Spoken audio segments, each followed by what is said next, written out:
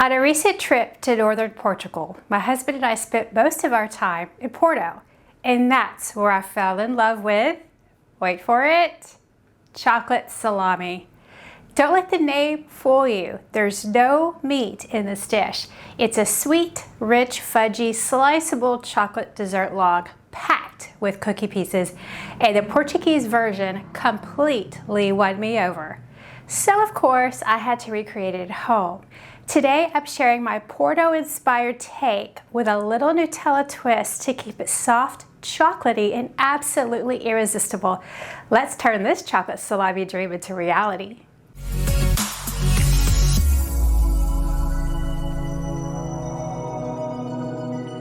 For the ingredients, you'll need tea biscuits or plain vanilla cookies.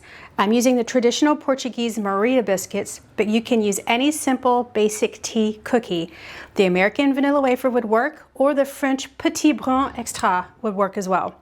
You'll also need butter, vanilla extract or vanilla sugar, granulated sugar, Nutella, salt if using unsalted butter, semi-sweet or dark chocolate chips or bar, cocoa powder, and milk. You want to begin by breaking 13 Maria cookies or any other type of cookie that would equal to about a 1 1/4 cup. You want to break them in the size of about your fingernail, which is about 1/2 inch or 1 centimeter thick. And then once you've broken up your pieces, then set them aside. In a medium bowl, we're going to add 6 tablespoons, which is 85 grams of butter. You want softened butter here. You can use salted or unsalted. 3 tablespoons plus 1 teaspoon, which is 40 grams of granulated sugar, and 1/2 teaspoon of vanilla extract. Or 1 package of vanilla sugar, which is what I'm using, and it's mixed in with the other sugar. To total 3 tablespoons plus a teaspoon. And then you want to just mix it all really, really well. With a fork, a whisk, whatever you have that works for you. We're going to add 1/3 cup of Nutella, which is 100 grams. Egg is traditionally used here as a binder in the Porto version, but I didn't want to include raw egg in my recipe. So this is where I added the Nutella twist. If you don't have or you don't like Nutella, you can sub with sweetened condensed milk, which is also found in the Porto version, or peanut butter. The texture should be similar and provide the same softness to the chocolate that we're looking for in the final product. And then just make sure you mix it all really, really well. To a measuring cup or bowl, we're going to add 1/4 cup, which is 45 grams, semi-sweet chocolate or dark chocolate chips. You can use chips or broken up chocolate bar. You're just going to melt it gently in the microwave on low power for 15 to 30 second intervals, or over a double boiler until the chocolate is melted. Be sure to stir the chocolate after each heating interval to ensure that it does not burn. Then you want to add the chocolate mixture, the melted chocolate, that is, to your butter mixture. Be careful not to overheat the chocolate or it will be too thick and it will not stir very well. If you overheat it, simply add 1 teaspoon of butter or neutral oil and then stir it. Then you should have the consistency that you need. And then just make sure that you stir that chocolate in really well. If your chocolate is really, really warm, let it cool slightly before you add it to the butter mixture. Notice how easily it just stirs in. We're going to add 1/4 cup, which is 25 grams, of unsweetened cocoa powder. You could use Dutch processed or just natural, whatever you have. And you want to add 1/4 teaspoon of salt if you're using unsalted butter. I'm not adding salt here because I'm using salted butter. And then just stir that in until it's roughly incorporated. Then add about 1 tablespoon of milk and then stir well. And we're going to add in another tablespoon of milk, so it's a total of 2 tablespoons of milk, and stir well again. So in a traditional Porto version, you might find a teaspoon of port wine, lemon or orange juice. So I'm keeping this recipe simple today, so we're not adding any additional flavors. But the purpose of the milk is to keep the dough soft as it firms in the fridge. So I have found that 2 tablespoons of milk is just right. Less results in a hard log, and more results in a log that's too soft. Okay, we're going to let this mixture set and rest for 2 to 3 minutes on the counter. The resting time allows the fat to hydrate the cocoa, thus reducing the bitterness. Stir the mixture. It should be very smooth. Notice the texture. It should be spreadable and soft, almost like a fudge paste. Okay, now we're going to add in the broken cookies.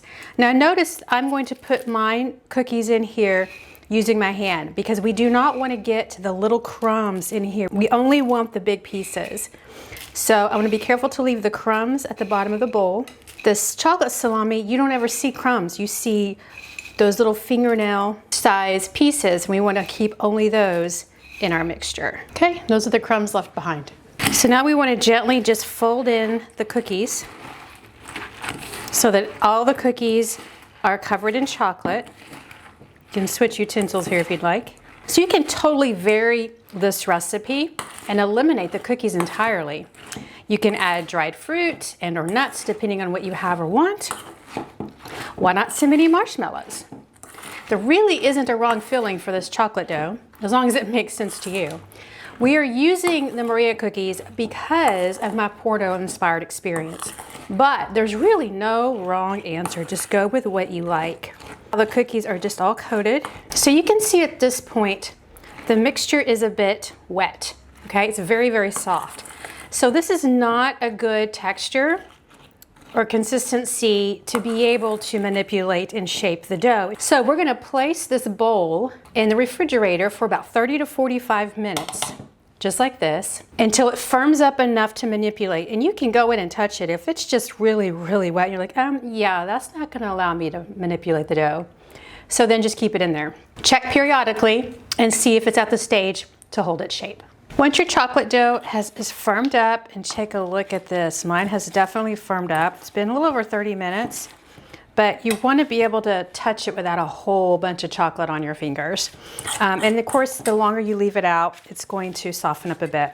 So at this point, we just need to shape it into a log. So we're going to transfer it. I'm going to use parchment paper. You can use plastic wrap, wax paper, whatever you have. You could use gloves here if you want, if you don't want to get your hands gooey. But basically, you're just going to shape this into a log. The log should be at 1.5 to 2 inches or 4 to 5 centimeters thick. And we're pretty close to that. Try to get the ends thick too, you know, where it's the same thickness all around. And now I'm just going to go ahead and start rolling it and shaping it with the paper. It makes it a little bit easier so your hands don't get too dirty. You could twist the ends like a candy wrapper and then just sort of roll it on the table or your counter. Now we're going to refrigerate this for 3 to 4 hours to overnight until the log is completely firm. Our log is ready to slice and serve, or slice, decorate, and serve. So let's get to it. So let's unwrap our log. All right, take a look. So once it firmed up, it was no longer sticky on the paper. But this is left over from when we first wrapped it. Since I do have some residual chocolate on the paper, we want to cover our log here with powdered sugar. So I'm going to start with a clean sheet. I'm going to dust powdered sugar all over it. Just get a good dusting on the bottom. Transfer our chocolate log to the other paper with the powdered sugar. And let's just continue dusting it in powdered sugar. We want to get a good coating and one that sticks. You can roll your log in it as well. All right, so even if your log has some paper lines or plastic lines, don't worry, because like you can see, we've coated it in powdered sugar. So ideally, when you coat the powdered sugar on the chocolate, it should resemble salami or, you know, sausage casings in a true meat or salami sausage. So that's what we've created here. You can go back and add more as you go if it starts to come off. So now we're pretty much ready. We just need to cut this. You can cut your log into as thick as you want. Usually you can get about 8 to 10 slices out of this log here. And then you just start slicing through like that. Now if you have some chocolate pieces that come off, you can always just fit those back on. And the ends are going to be a little bit precarious anyway because they're not fully in a pretty even circle. You could also run your knife under warm water and then dry it off, and the heat from the water will help to give you smooth, clean slices.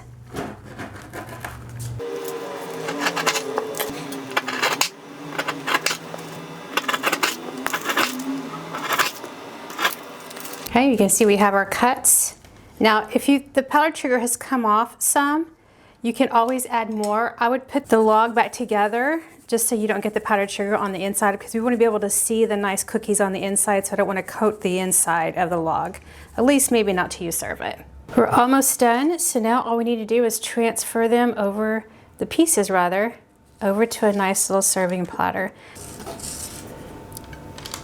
It helps to use a knife if you don't want to have to get your fingers and mess up the powdered sugar like I just did. And if you have any pieces that come off, you can just put them back on because they will stick.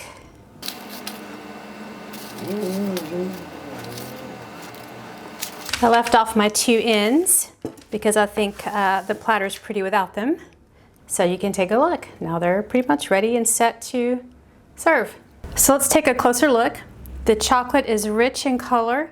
The cookies are dotted throughout like marbled fat in a salami or sausage, which is the purpose of the cookies, really. Okay, so notice as we separate the log, it comes apart very easily. It separates like fudge, so it's not dry or overly firm. So the cookies become soft over time from the moisture in the chocolate. Right now they're still crunchy because they have not been sitting in the fridge for too long, but if they stay for several days, they will become soft because of the milk. So there you have it, our Portuguese Porto style chocolate salami. I have made this log many times, adjusting the ingredients, and this version is the one I like best, and it resembles the texture of a traditional Porto version. Let's take a bite. Soft, chocolatey, sweet, but not overly sweet. The Nutella adds more to the softness, I think, than anything else. And it's not super detectable in flavor, although it is present. I'm glad we didn't add any more cocoa powder because natural cocoa powder can be a little acidic and bitter. We would certainly notice a sharpness in this recipe if we added too much cocoa powder. Now, just so you know, Dutch cocoa powder wouldn't be as acidic, so you could use either or. This recipe is written for natural cocoa powder, but either one would be fine, keeping the ingredients as they are. There is a little gritty crunch from the granulated sugar, which I really like, and that's what I liked about the Porto version. Every chocolate salami I had in Porto had a little bit of grittiness from the granulated sugar.